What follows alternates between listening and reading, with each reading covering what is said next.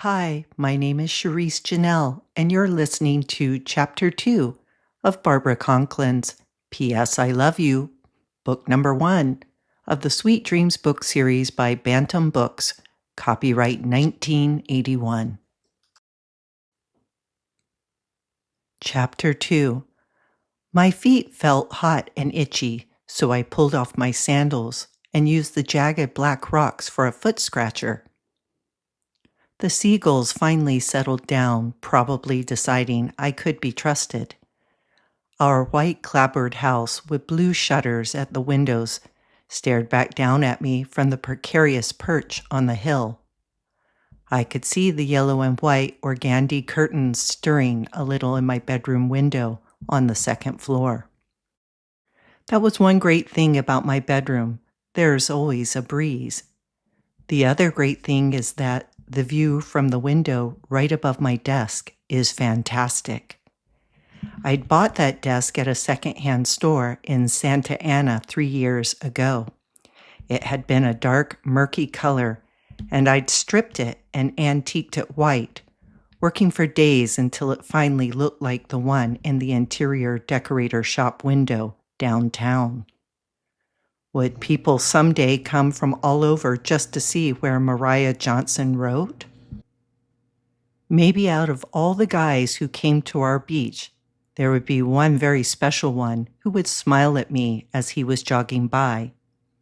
Because he would be someone special, I'd smile right back with no trouble at all.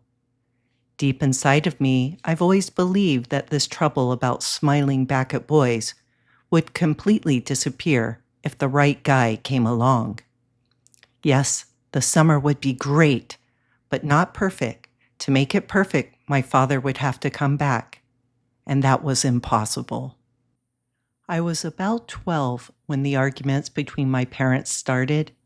They would carefully lock the bedroom door at night, but still I could hear their voices rising in anger. Toward the end, my mother would cry a lot. I would finally drift off into a troubled sleep, still hearing my mother's muffled sobs, and wondering what it was all about, wishing a miracle would happen and there would be peace between them again. But it only became worse with time.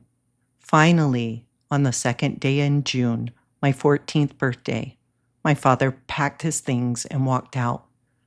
My mother stayed up in her room for a long time after that, and when I went up to try to console her, she wouldn't let me in.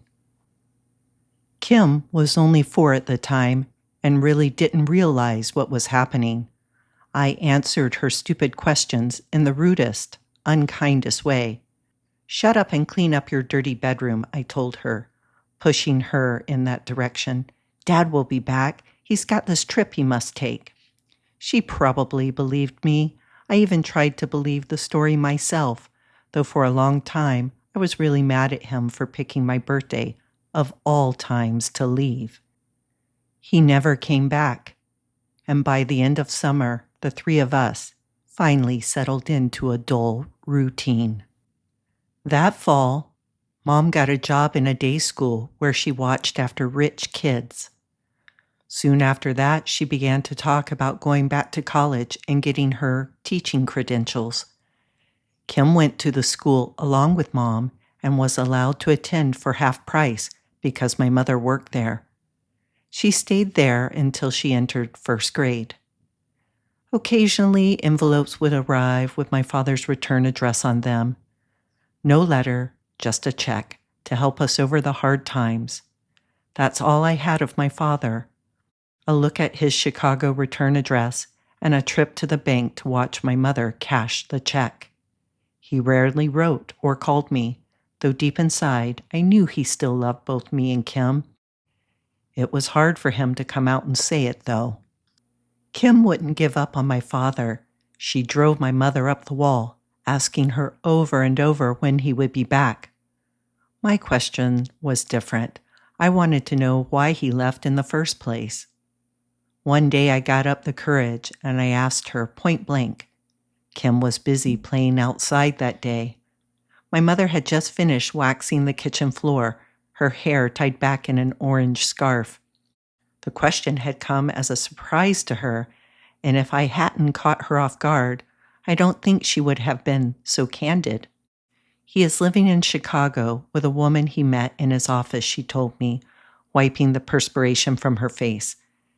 After a while, I wondered if any of the tiny beads of sweat were a few stray tears, and I felt sorry that I had pushed the issue. Maybe it would have been better not to know. I remember saying just one thing to her.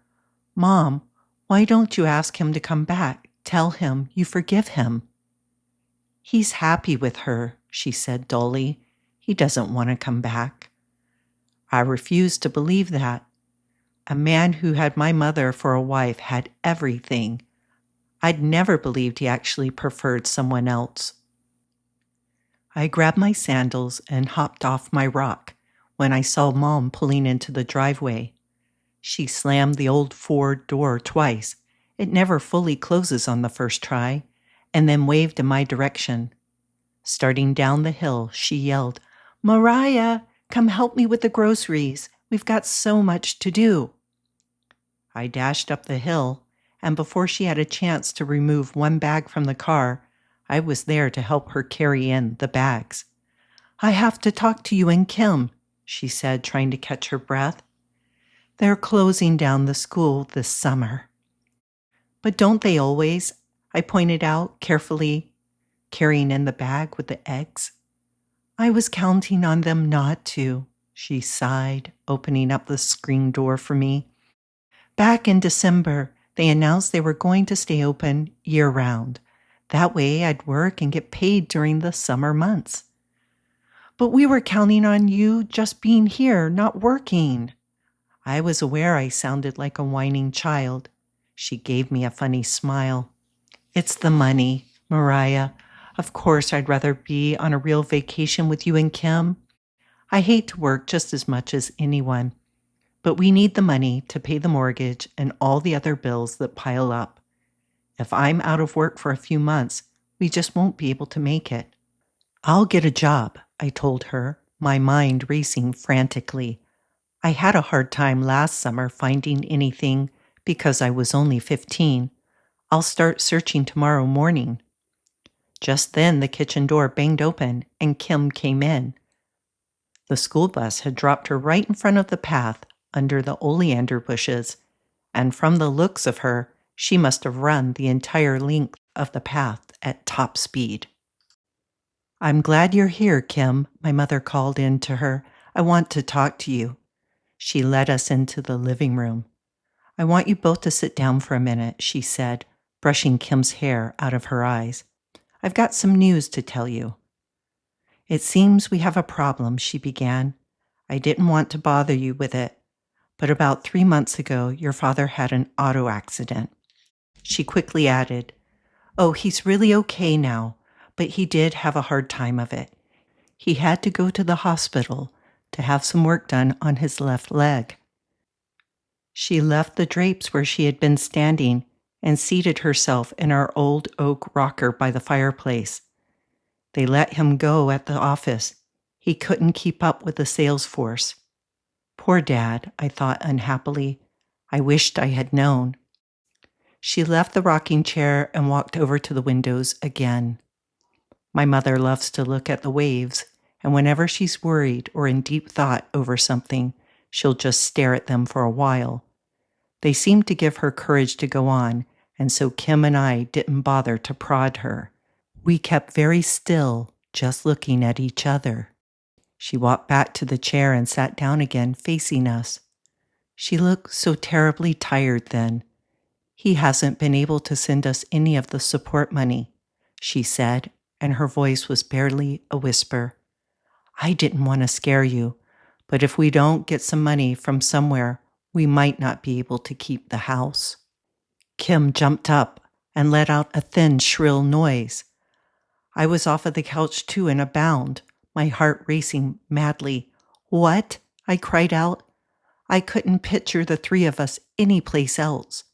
Not being able to keep the house, to lose it to the bank. No, I couldn't picture it at all. Mom put up her hand to still our outbursts.